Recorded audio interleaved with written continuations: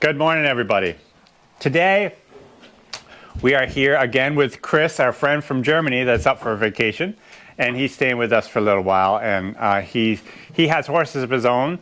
So there's going to be questions he's going to have for me, hopefully, as we go through this time that he can be asking me and I can try to help him with these questions. Now, in Germany and in a lot of places in Europe, the collar harnesses that we use in the States are not used. They use what I would call a breastplate harness, but there's also, I've been trying to think of the other name for it. There's other names for it. Breast collar, maybe they say that even. I don't know what they do. In German we say Brustblatt, which is quite similar to breast. It's a Brustblatt. Yeah, that's it. So anyways, Chris wants to learn about collars like we have and even harnesses that we have because he has a second horse that is 4 now, a young horse, that he wants to start teaming up with his older gray horse, correct? Yeah. And so he wants to start using a collar. And even on your single horses, I'm assuming you'd like to set it up to use a collar also. Definitely, yes. Yes. Yeah. So his big question was, to start with, is what size collar do I buy? Now, I prefer that, and I think the best way to do it is to be where you have the availability of a bunch of collars. So for myself, for example, when I buy a new horse, I would put him in the stall. I would take one of my collars that I have here and try it on the new horse. Well, there are so many people that are just starting out with horses that, or somebody like Chris that doesn't even have collars because he has been using this breastplate harness, that to do it like that, you know, it's very uneconomical to buy 3 different sizes to find out what works best. Yeah. So he needs a way to estimate what size collar he needs. So I'm going to show you a way that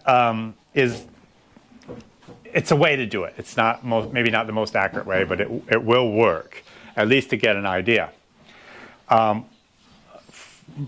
When we talk about, I'm going to go back to what we were talking about this morning.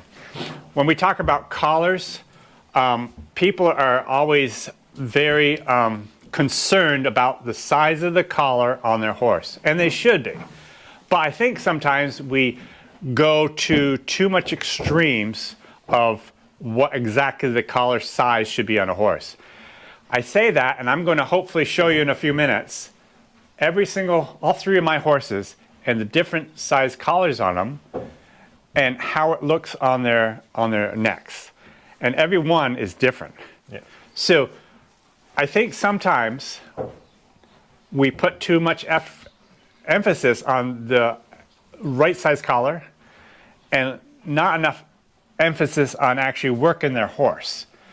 So somebody would have a horse and they only work them once a month and they go out and work hard one day and they start showing some soreness on their shoulders, and so they just immediately say, oh, I must have the wrong size collar, so they go and buy another collar, and then a month later they take them out and work them for hard and they have sore shoulders again, not realizing the problem is not the collar. The problem is the owner and the fact that they are not getting their horse in shape, so they don't have, you know, their shoulder muscles have not calloused up. When in the spring of the year, I was just telling Chris this morning, I generally go all summer long and I don't wear gloves. So I'm haying, I'm driving horses, and my hands get toughened up after a short period of time. In the spring of the year, when I've been wearing gloves all winter, I will start, when it gets warm weather, going without gloves. And I will quite often get blisters on my hands. Well, that's very temporary because I continue working. And in a short period of time, those blisters turn into calluses. And so I don't have any troubles working all summer long without any gloves on and under kind of hard conditions also. But that's because my hands have been calloused and conditioned to work. And that's what you need to do with horses. You need to condition your horses to work. And the size of the collar, when you're getting sore shoulders, may not be the problem. It may be the fact that you just haven't got your horse conditioned to do that type of work. So I'm going to show you ways that for Chris, just starting out, how he might be able to attempt to get the right size collar or close enough to get him started working. So I have a cane here that a good friend of mine gave me. Thanks again, Fletcher, for this cane. And this cane is actually for measuring heights of horses, which I hardly ever do because I really don't care if I have a 17-hand horse or a 15-hand horse. Hands of a horse really doesn't concern me, but it does a lot of people. And so the way this works is you just go up to the horse, pull this out like this, and go up to their withers to get the right hands, and it says right here the different hands, 14, 15, 16 hands. So that works really nice. So that's what this is for, and it works great. But what I'm going to do, this is able to come right out, so all I'm going to use is this. Now this is no different than using a square for a carpenter's square, but this will work good. So if you can grab that tape measure, and we did this earlier to kind of experiment and see if this is even going to work, and it does. So I'm going to back Bill out. I know what size collar he has. He has a 26-inch collar. Okay. And so you take this square, or any square, and you set it up so it's kind of on the slope of his shoulder, and you set it so this comes to kind of the top of his shoulder. And then down at the bottom, when you're done, you want to have anywhere from a tight fit to 4 inches fit on the bottom. Now I'll show you what I mean on all my 3 different horses. So if I take this and set this here, and I come down here, so I'm like a couple inches below where the neck is, so it's going to be approximately there. So if we measure this from here to here, it comes up to showing 27 inches. So that's, we know he's in the 26, 27 inch range. 25 would definitely be too small for him. It would be a very, very tight fit, and when he pulls, everything goes back, so it really squeezes his neck way too much. So we know he needs at least a 26, and a 27 would work. Kind of depends on Bill, if he's been working not so much and he's gained a lot of weight, he'll actually, his neck swells up, so he actually needs a bigger collar. But generally speaking, it's 26, and so that does work pretty good as far as getting a somewhat accurate size to know what size collar you have. Okay, so for me to remember, yes, along his shoulder, yes, like I would say one hand behind. No, because that's not where the collar is going to go. No, the collar is going to go right here where the shoulder is. Okay. So that's going to stay up here. Okay. It's not going to be back here because the collar won't go back there. Yeah. So you can see the line of their shoulder. Yeah. That's where the collar is going to sit, and we can see it more clearly even after we put the collar on, but we can't measure after the collar's on quite so well. So if you come right down this line with the square, and this actually works probably better than the square because a square would just be 2 feet. Is that correct? Maybe, I don't know. Well, you wouldn't know because it's in German. Yeah, we have different measures. Yeah. So, but it still would work. You can get a pretty good idea of where this is going to be. Now, there again, things change a little bit because of whether or not you want to use a pad or not. A lot of people don't use pads. I prefer pads. So because the pad is there, you have to have a little bit bigger collar than you would if you didn't have a pad. So even this right here, if I was to use him without a pad at all, a 25-inch collar would probably look like it fits good, but I don't think it would ever fit good because that's another thing I'll talk about some other time. But if you have too small of a collar on, which is going to make too small of a hame on, your line of draft, which is what they're pulling off, is not going to be in the right spot. But we'll just deal with the collars for right now. This line of draft that I've talked about before is more for people like myself that do a lot of heavy pulling. For someone just like for yourself, skidding firewood and pulling little wagons around the farm that you want to do, the line of draft isn't quite so crucial because they're not really getting down and pulling huge loads. When they're pulling huge loads, this line of draft is very, very important. But let's not talk about that right now. Okay, so let's go on. So is it clear as mud so far? Yes, it is. So I would say, may I summarize in general that Yeah, if you have doubts, you better stick to the bigger size. If you have what? Doubt. If you're doubting, Yeah.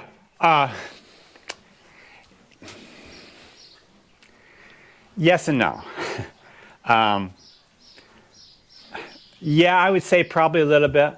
But generally speaking, a collar that's too big tends to make more sores than a collar that's too small. okay. But if you like me, when I have the collars, I expect my horses to work much more than before. So aren't they getting bigger anyways by muscles and everything? Yes, very possible. Very possible. Yeah, but not always. I mean, if you really work them hard, they actually lose weight. Okay, yeah. Because a lot of times I've gone, I mean, as a matter of fact, like even for Bill, this is a 27-inch collar, and midwinter I decided to use the 27-inch collar, but he has actually lost a lot of weight with spring work, mostly because he doesn't like spring work and he works foolishly, so has lost weight, and so I've gone over here and I've been using this 26-inch collar, which is better for him at this time. So. Okay, let's put a collar on every single horse, and might almost be good to put them outside so we can see them better. Can't really see them in here.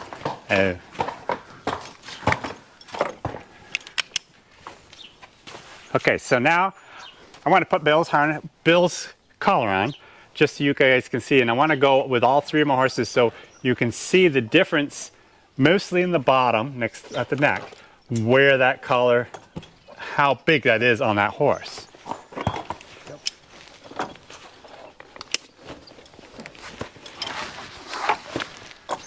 Okay, so, can you jump right in here, Brenda? Right in here? Yeah. Okay. So this collar, I like the looks of this better than both the other two collars on Baron and Ken. If you'll notice, that sits nicely on the back, and at the front here where there is the spot here where it's open, this is just about the perfect size that I like to see. You know, when it's pushed back against his shoulder, as when they're pulling, you know, it's just, you can put your hand in flat ways when it's pushed in like this. Yep. When it's just on loose, it seems bigger, but when it's pushed back, all you have room for is your hands flat. So I like that. That's what I like the best. It's not that same way with my other two horses. But as much as I like this, I have more issues with Bill's neck than the other two's neck. And yet this still is the way I prefer and the way it should be. But the issues I have are maybe a little bit from other things. But there's no major issues anyways. But let's, okay, so why don't you take him back? We'll put him right back in his stall. And I think I'm just gonna throw a harness on him right now because I actually want to work him and Baron this morning.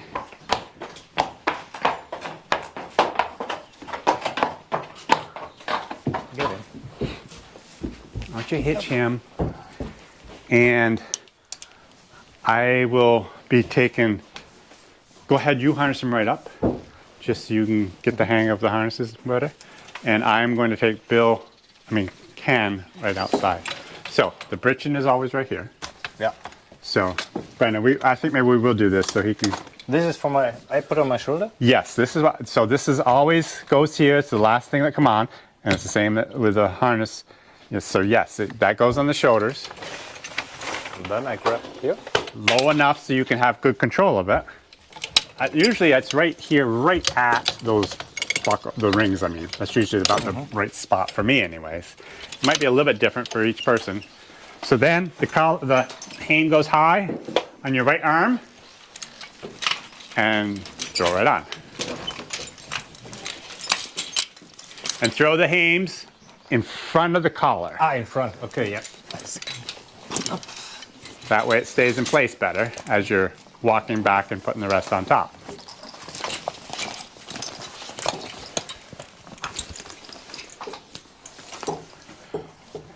And the britchin stays on his butt. Keep the britchin on his butt. No.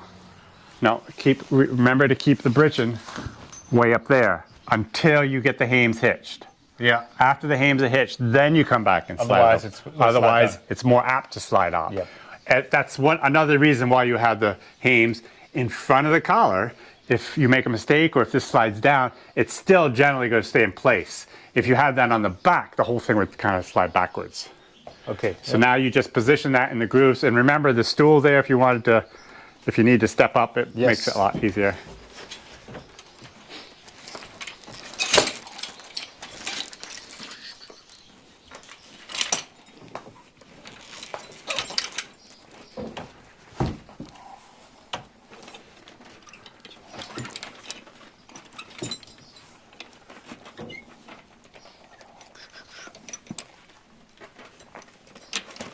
Okay, now something's wrong, I think. Okay. Looks okay on this side. Is it not down the groove on the other side? You can't reach it? Oh, I can, but I think it's tighter than last time. I know, maybe. Sounds fine. If it snaps, it's okay. snap. Yeah, if Okay. it snaps, you're probably fine. Okay. Now you can slide the britchin right over his butt and grab the crooper in the process and slide that right with you. Sometimes in this particular harness, this ring on the back pad will catch that and it doesn't pull back quite like it should. Now it will pull back a little better.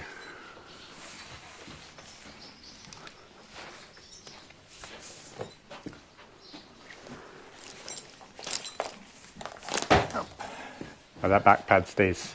You slid it way back further here. It really shouldn't be here. You just slid it back. It should stay right there. Oh, okay.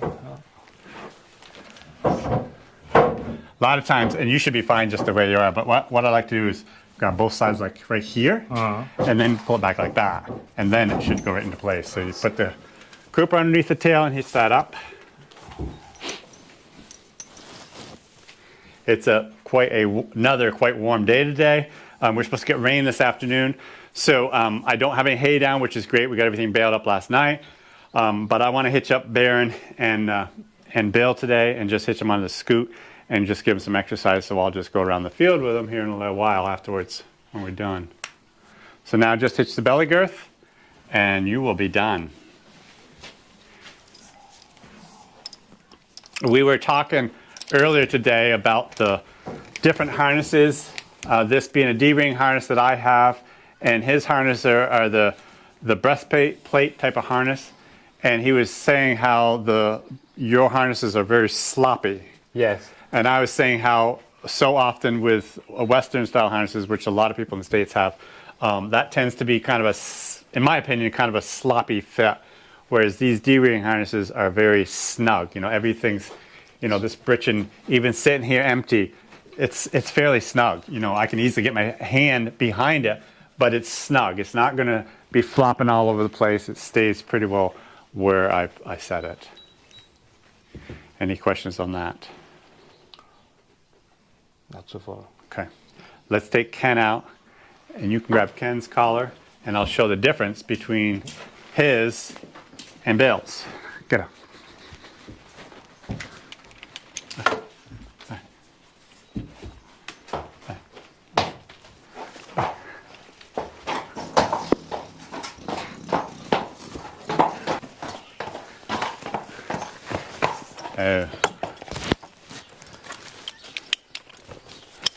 Okay, go ahead and slide it right over his head.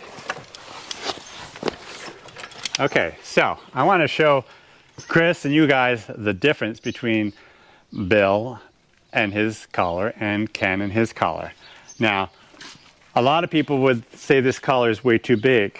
I can pretty honestly say that I've had him for many, many years, and I don't think he's ever had a blemish on his shoulders. I'm not saying that this is the correct size. I'm not saying that it couldn't be a little bit smaller, but I am saying that he's never had a blemish on his shoulders. So this collar, this setup he has never hurt him one bit. So as you can see, there's a lot more room here than there was with Bill. Yep. Even when you push back, there's still a lot more room. what happens when you have a collar that's larger or has that room here compared to like Baron, for example, when I show you. His is a tight fit. Because the collar might be one size bigger, this is a 27-inch collar, that means the hames will fit it properly, but it adjusts, it changes the draft a little bit too, which is good and can be bad too. It depends on when you have it. So anyways, but mostly we want to deal with the collars, and that's why I wanted to show you how much of a difference it is between Bill's collar and his collar. And now I want to go to even one extreme difference. So we'll get Baron out and I'll show you the difference there. So let's take this off because we're not going to work Ken probably today at all. I'll go ahead and put him in. Come on. I think it's amazing that Ken and Bill have the same size collar, or very close, when they're so different in size. Come on. But there's still an, right. But there's still an inch. Let him drink. Okay. There's an inch difference, but you're right. That is amazing, and I don't know if you heard this. So we have Bill, which is the first horse we used, and he weighs about 1650. We have Ken, who weighs 1900, and yet their collars are still within an inch difference. As a matter of fact, this collar here, I think is a 27-inch collar, and if I could put the 26-inch collar of Bill's on, and it still would look good on his neck. And there's that much weight difference, size difference in those two horses. Their anatomy is different, or Yeah. Yeah. So it also depends on the breed, actually. Not really. Not really. No. I'd have no problem working a 26-inch collar on him. But this is his collar. It's been his collar for years. I've never had a blemish on his shoulders. So why change if I've never had any troubles? Even though it might look like it's a little bit bigger. So, even what? that wasn't what he was saying, though. He was saying breeds. I realize that, but I'm saying breeds do not make a difference on how you fit the collar. Yeah. It just depends on the horse. Yes. Everybody's an individual. Yes. So go ahead and take him in. Come on, Ken. Come here.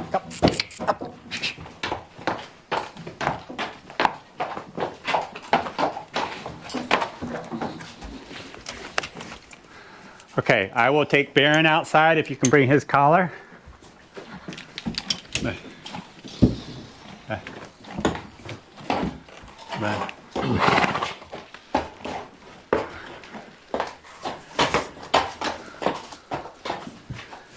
He's thirsty too, but he can get a drink in a second.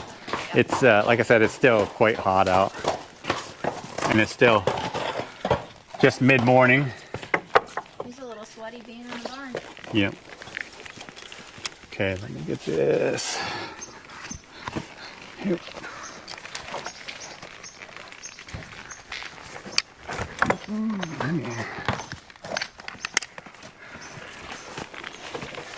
Okay, so this collar is going to be a lot different on his neck than the other collars were on their neck. It goes over his head really nice, but it starts to snug up. In other words, it starts to get tight even at this stage, and it's not even on his shoulders yet. I see. Yeah. So when I press this down, and when he is in a pulling, actually pulling, see how tight that is? Yes. Comparably to the other two. Yep. Part of the reason is because of his mane. So I do pull the mane out some to give it a little bit more room.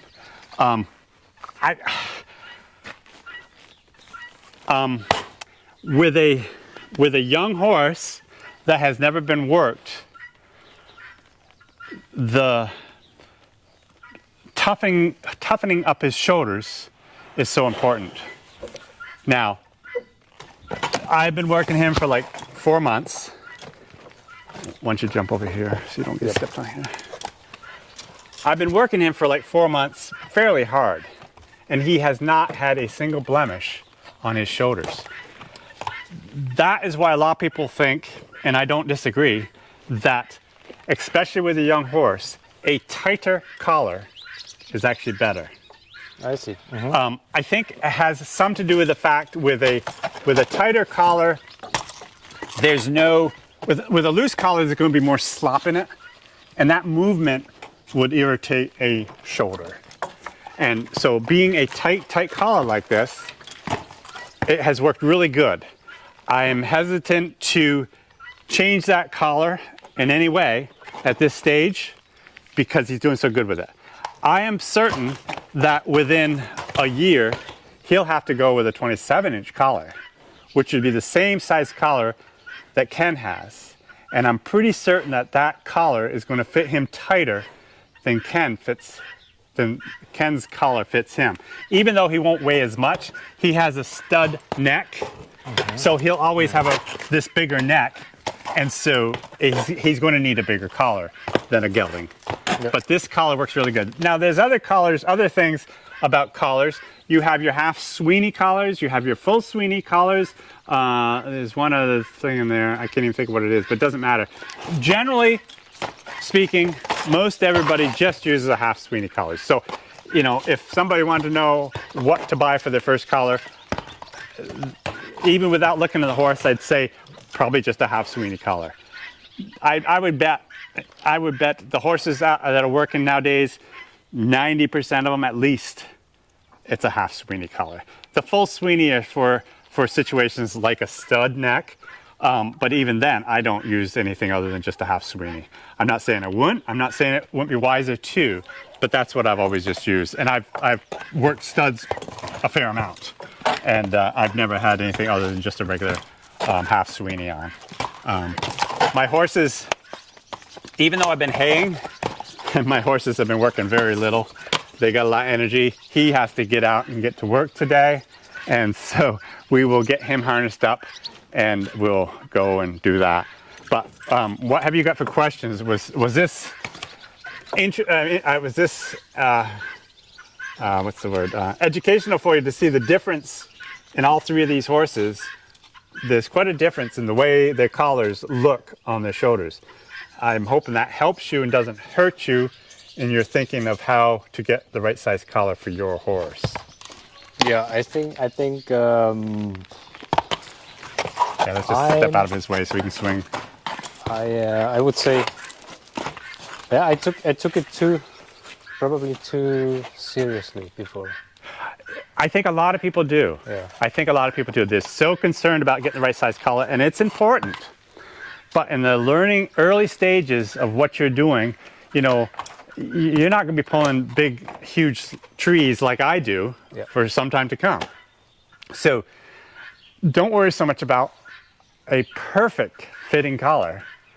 Worry more about getting the collar on there and getting to work and getting those shoulders toughened up, calloused up so that they can handle the work. And you want that the pad is just you choose it like 2 inches bigger. I personally actually go 3 inches bigger. 3 inches, but okay. 2 inches is the normal. I don't know, for some reason I like that. I like to have the 3-inch fit on the pad, but sometimes I use 2. And even for him, I will actually go to a 2-inch bigger sweat pad because his neck is filling out so fast. I'll probably do that before I go to the 27-inch collar as his neck grows more. Yeah. So.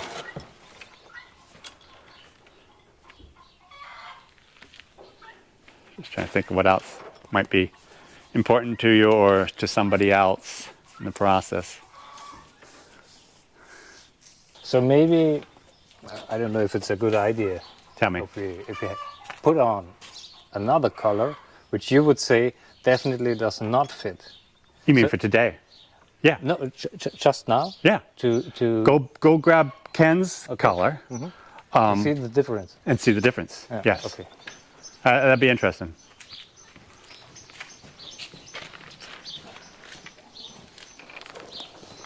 So I'm going to take this collar off, and Chris thought it'd be a great idea, and I do too, to put Ken's bigger collar on him to see how that fits.